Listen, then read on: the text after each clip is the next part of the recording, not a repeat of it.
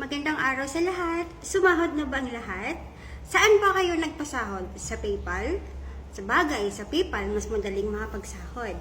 Meron ka lang $25, pwede ka nang sumahod. Samantalang kapag sa bangko, kailangan mo pa ng 100. So, alam ko, marami ding nahihirapan dyan kung paano nila i-transfer to from PayPal to GCash. Lalo na kapag naka-dollars po yung ating currency. So, ituturo ko po sa inyo kung paano. Ako din po, nahirapan din po ako.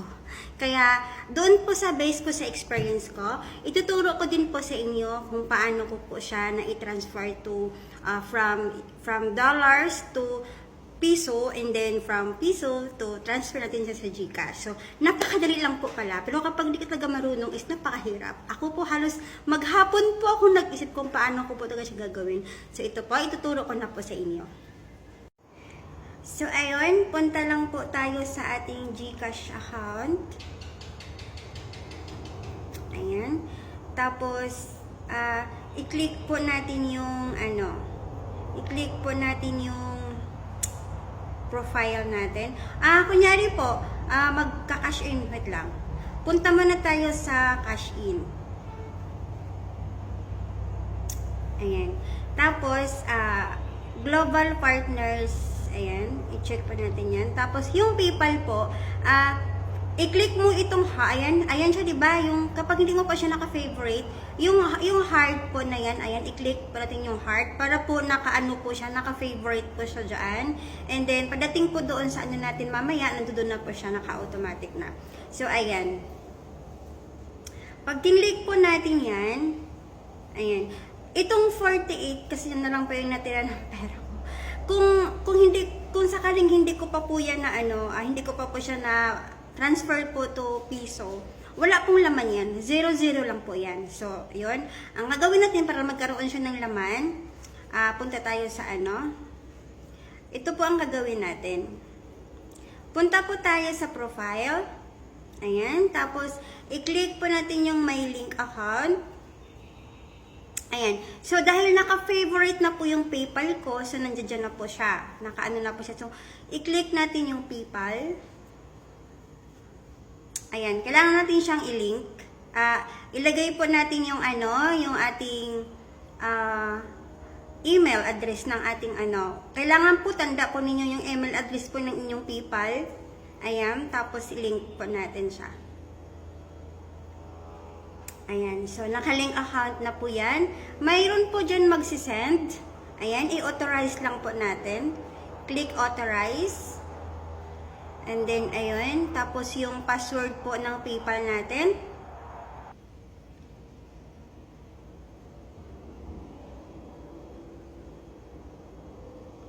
Okay, so, ayan po. Tapos, mag-aano po yan. May magsisend po dyan na na code po doon sa number natin.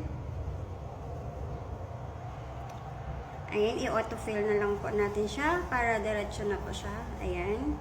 So, i-autofill na po natin. So, ayun, naka-confirm na po yung ating identity. So, naka-link na po yung ating yung ating PayPal.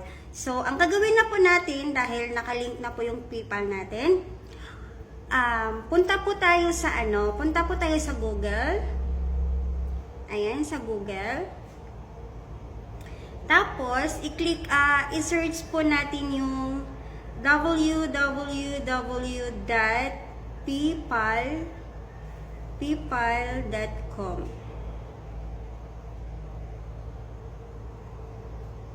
Tama ba yung spelling natin? Ayan. Tapos, i-click po natin yung login. Magla-login po tayo. Ayan na po yung ating Tapos, ilagay natin yung password. Ayan. Lagay po natin yung password niya. So, ayun na po. I-tap lang po natin yung 3 lines sa taas. Then, tap the wallet. Then, click the PayPal balance. So, dito nga yung other currency na meron tayong balance is ito pong US dollars. So, meron tayo dyang $126.54. And by the way, yan into peso, itap lang po natin yung tatlong line na nasa gilid. So, select na lang po natin yan. Then, after that, iselect lang po natin yung convert currency. And ayan, so here naman mga classmates, marami po tayong option ng other currency kung saan pwede po natin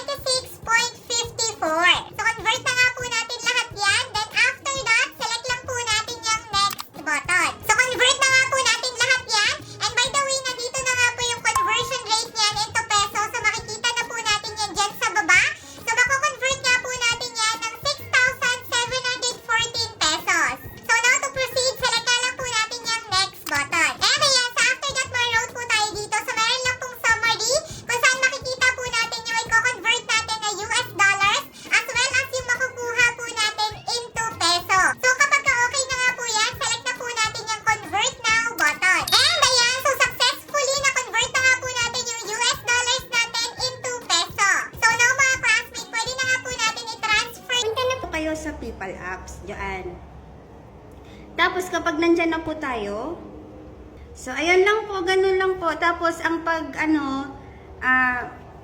itatransfer nyo po siya papunta po sa GCash. Ang pag-transfer naman po papunta yung GCash is ganito po ang gagawin natin.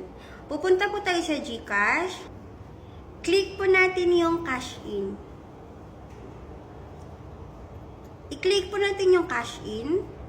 Ayan. Tapos, click natin yung PayPal. Kasi naka-PayPal na po tayo. Naka-favorite na po yung PayPal natin.